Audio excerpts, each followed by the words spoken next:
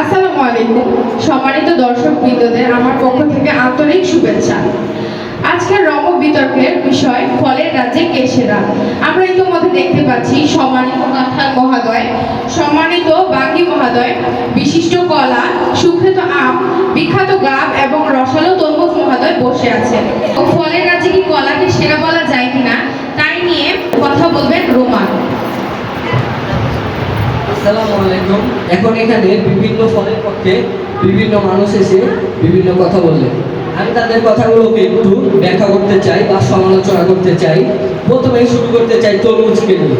তরমুজ প্রথমে এসে বললেন কলার চিল্লায় নাকি পা পিছলে মানুষ পড়ে যায়। মানুষ সভাপতি তিনি বললেন যে তরমুজ খেতে নাকি সিরিয়াল দিতে হয়, সেই সিরিয়ালটা কিন্তু মানুষ সভাপতি ওয়াশরুমের দিকে দিতে হয়, খেতে কিন্তু নয়। এটা কিন্তু সে ভুল বলেছেন। এরকম কিন্তু কোনো গুণ কলার মধ্যে আমরা দেখতে পাই না মানুষ সভাপতি। এরপর আমি কথা বলতে চাই আজকে একটি বাজে ফল কাঁঠালকে নিয়ে। কাঁঠালকে নিয়ে আসলে কিছু বলার নেই। তিনি প্রথমে এসে তার যে কুমনোভাব তিনি প্রকাশ করেছেন, কলাকে সুদর্শন না বলে তিনি সুদর্শন বলে।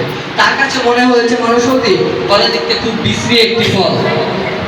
তিনি প্রথমে এসে বলেছেন যে কাঁঠালের বিচি নাকি পার্বত্য দেশে অস্ত্র হিসেবে ব্যবহার করা হয়। তাহলে সেই কাঁঠালকে কিভাবে আমরা ফলের রাজা বলি বা ফল বলি?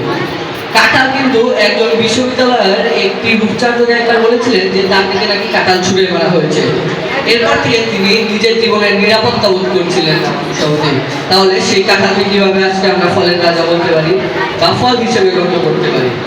মানুষ সহজে এরপর আমি চলে যেতে চাই বাঙ্গির কাছে। আমাদের বাঙ্গি মহোদয় বলে গেলেন বিভিন্ন কথা।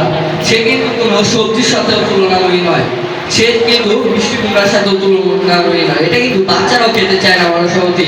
তিনি বললেন যে বাঙ্গি নাকি ফ্রিজে রাখে। আমরা কেন বাঙ্গি ফ্রিজে রেখে আমাদের ফ্রিজটাকে নষ্ট করবো? বাঙ্গি যেরকম পচা, বাঙ্গি ফ্রিজে রাখলেও কিন্তু ফ্রিজটাও পচে যেতে পারে মানুষ সভাপতি। এটার কিন্তু কোনো গ্যারান্টি দেওয়া নেই। এরপর আমি অতি দুঃখজনকভাবে মানুষ সভাপতি জানাচ্ছি যে এখানে যতগুলো ফল আছে মানুষ সভাপতি, সেগুলো যদি আপনি বেশি করে খান তাহলে আপনার শরীরে বিভিন্ন জটিলতা বাড়বে, আপনার কিডনি হওয়ার সম্ভাবনা 50% পরিমাণ বেড়ে যাবে।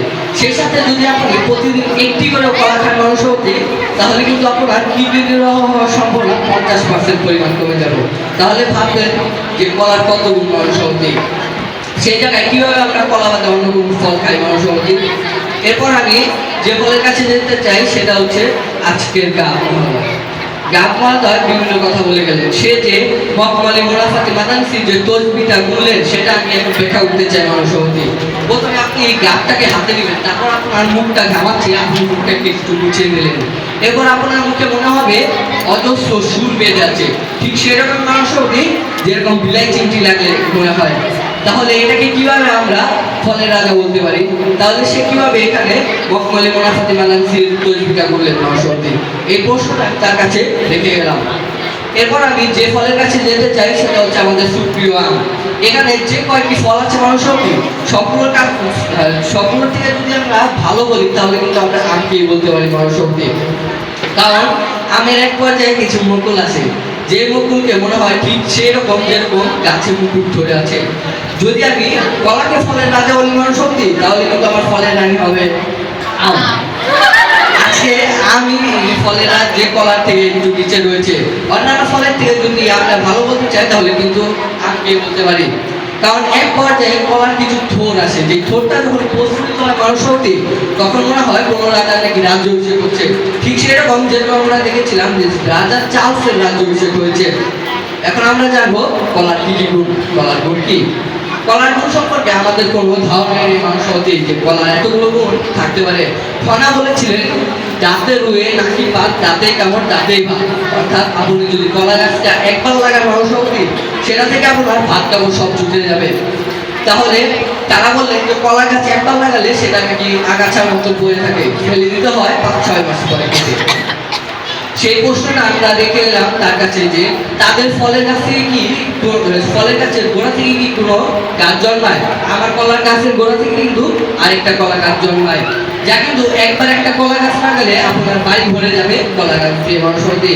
কলা হচ্ছে বাংলাদেশের অর্থকারী একটি ফসল। প্রাচীনকাল থেকে বাংলাদেশের অর্থকারী ফসল হিসেবে কলা গণ্য হয়ে আসছে মানুষের মধ্যে। কলাকে যদি আমরা অর্থকারী দিকটা দেখতে চাই তাহলে আমাদের দেখতে হবে কলার বাজার দর কিরকম, কলার চাহিদা কিরকম, কলা কিরকম মানুষ খাচ্ছে। সব দিক থেকে কিন্তু মানুষের মধ্যে কলা এগিয়ে রয়েছে। তারা বলেন যে কলার গাছটা কোনো কাজে লাগে না, কলার আপাতবিস্তক পুরো অংশটাই কিন্তু মানুষের মধ্যে কাজে লাগে। কলা যে থোর বলি আমরা, সেই থোরটাকে কিন্তু বাজার থেকে অল্প একটু অংশ 150-200 টাকা দিয়ে কিনে এনে তারপরে রান্না করে খাই। কলার যে মোচাটা বললেন তিনি যে সিদ্ধ করে খায় সবজি হিসেবে, সেটা সবজি হিসেবেও খাওয়া যায় মানুষ, যার ফল কিন্তু সবজি হিসেবেও খাওয়া যায় না। তাহলে আমরা কিভাবে তাকে ফল বলতে পারি, গাছকে ফল বলতে পারি মানুষের মধ্যে? কাদের সাথে আজকে আমার তুলনা হচ্ছে মানুষের মধ্যে, এটা দেখলে বোঝা যায়। আপনি প্রতিদিন যদি একটি করে কলা খান মানুষের মধ্যে, তাহলে আপনার হৃদরোগ ভালো হয়ে যাবে, আপনার কুষ্ঠকাঠিন্য ভালো হয়ে যাবে, কিডনি নিরোহ হওয়ার সম্ভাবনা 50% পরিমাণ কমে যাবে। এরপর আপনার শরীরের ডায়াবেটিস কমে যাবে। কলার এত গুণ মানুষের মধ্যে কোথায় যাব? তারা বললেন বাঙ্গি মাখবেন, তরমুজ মাখবেন, এগুলো না মেখে আপনার মুখে দাগ হয়েছে মানুষের মধ্যে, আপনি কলার খোসা মাখুন, আপনার মুখ চকচক করবে। আপনার চোখের নিচে কালি পড়েছে, আপনি কলাটা কেটে লাগিয়ে রাখুন, বানানা ফেস ওয়াশ, আপনি আপনার চোখের নিচে কালি চলে যাবে। আপনার মুখটা কালো হয়েছে, যেমন আপনি আজকে অনেক মেকআপ করেছেন, আপনারা সবাই মেকআপ করেছেন, সেই জায়গায় আপনি যদি মেকআপটা না করে কলাটা মেখে আসতেন তাহলে কিন্তু আপনার খরচাটা বেঁচে যেত। সেই জায়গায়